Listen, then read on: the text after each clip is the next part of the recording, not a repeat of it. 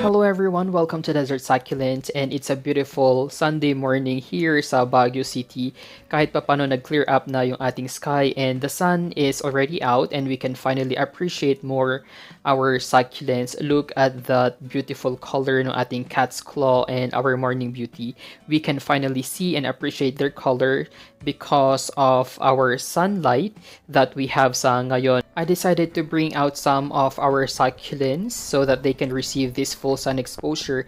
Most of them, they are fully soaked with rainwater for the previous weeks, and I'm taking advantage nga of these sunlight or umaaraw, kaya I decided to put them here para mag-dry kahit papano yung mga leaves nila na nabasa, including nga yung kanilang pinaka-soil. So they're just gonna be staying here for a couple of minutes. I hope na hindi umulan, but later on, ipapasok rin natin sila to make sure na pag umulan, hindi sila mababasa.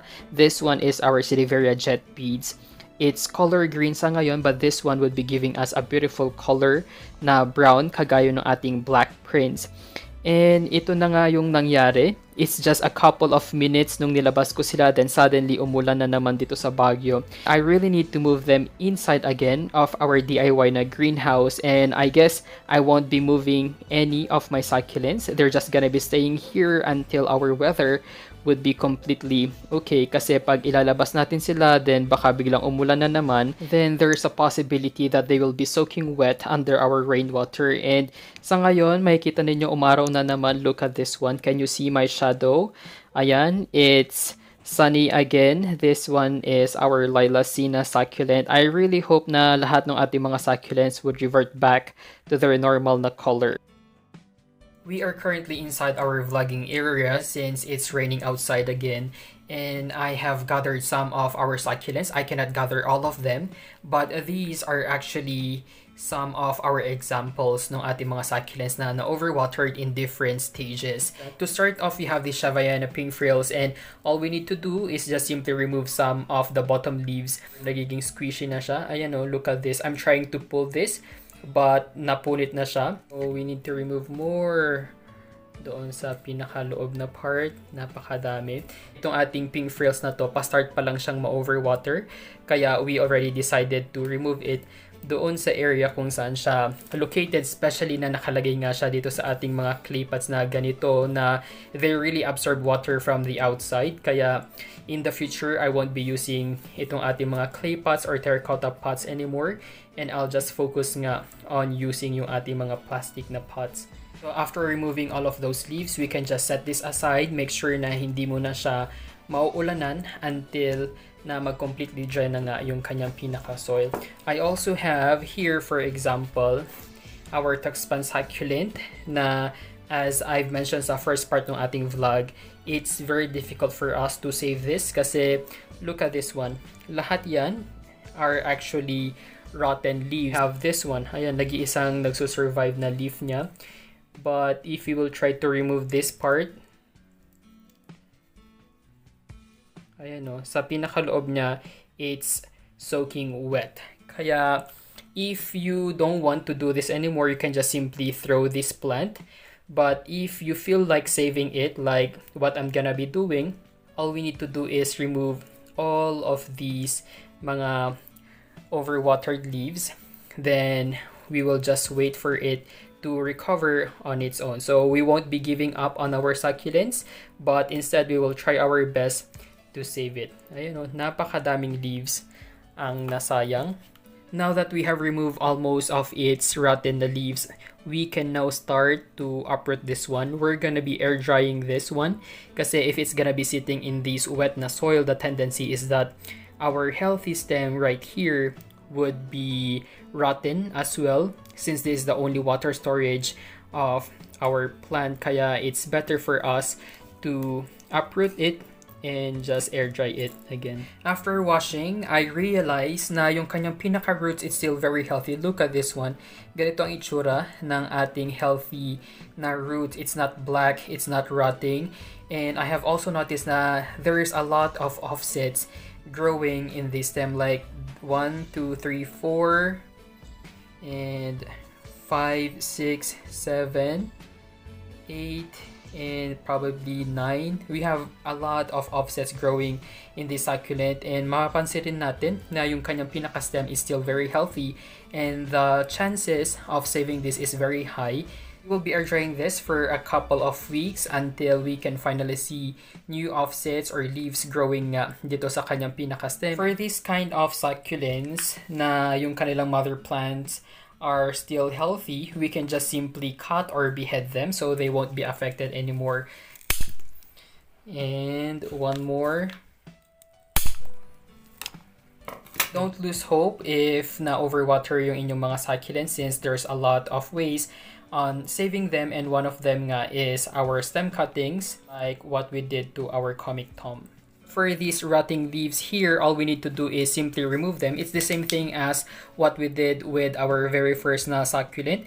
We can just simply remove it, and then we're gonna be letting the succulent recover on its own. Since they're overwatered, watering them is not necessary, and possibly we're gonna be waiting for about 1 month. It depends on your location. Dito sa aming location, definitely it would take about 1 month before their soil would completely dry.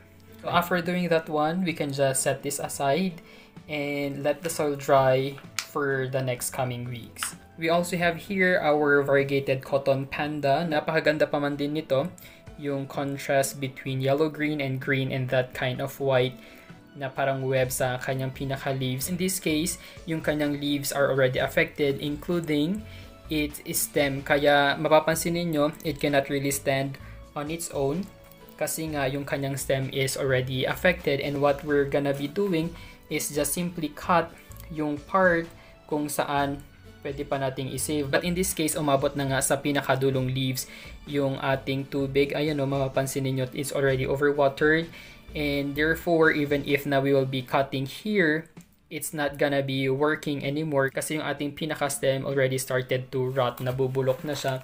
Dito sa medyo baba, soft na yung kanyang stem, but up here, medyo matigas pa siya, kaya let's try if we can save it. Nag-iwan lang tayo ng maliit na stem here, hoping that it could recover in time. Ito naman yung ating bear's paw succulent. Talagang nalagas na lahat ng kanyang mga leaves. Madali lang alagaan itong ating mga bear's paw, except that they are extra sensitive with overwatering, and since na overwatered na siya, ang bilis nalagas ng kanyang mga leaves. Ayan o, yung iba, they're in the process of decaying already.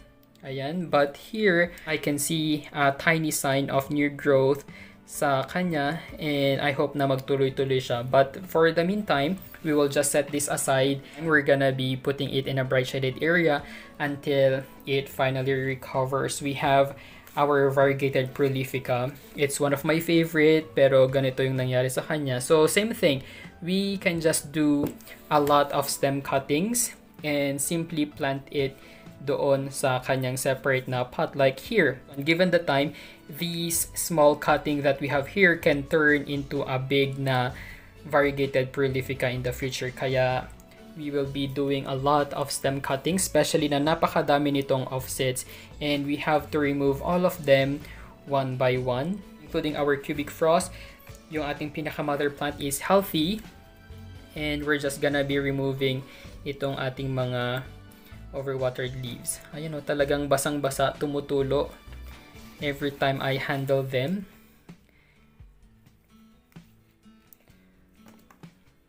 I think I also need to remove all of the offsets here. I don't need them anymore. Kaya let's just remove it. So anyway, pag naka-recover naman itong ating cubic frost, new offsets would appear in these areas again. So look at those stems, each and every of this stem may offsets na siya. And ganito nga yung nangyari, and it's just a matter of time nga. You always have an option of uprooting your succulents and air drying them if you want, but in my case, I will just simply leave it like this.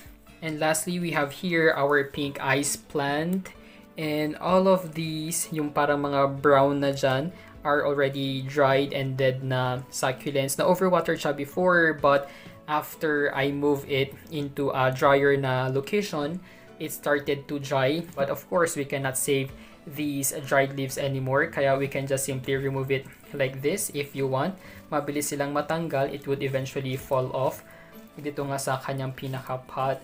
Or if you don't want to do this, all you need to do is try to propagate it as well. So stem cuttings din ang gagawin natin. You can just simply cut dito sa area na medyo healthy pa, not doon sa area na hindi na healthy. So i-cut nyo lang siyang ganyan. That's it. And after air drying this, pwede na natin siyang itanim ulit. So those methods that I've shown you are some of the ways kung paano ba natin i-save yung ating mga overwatered succulents. And that's all. Thank you guys for watching. Don't forget to like and subscribe to our YouTube channel. You may also visit our Facebook page at Desert Succulent PH.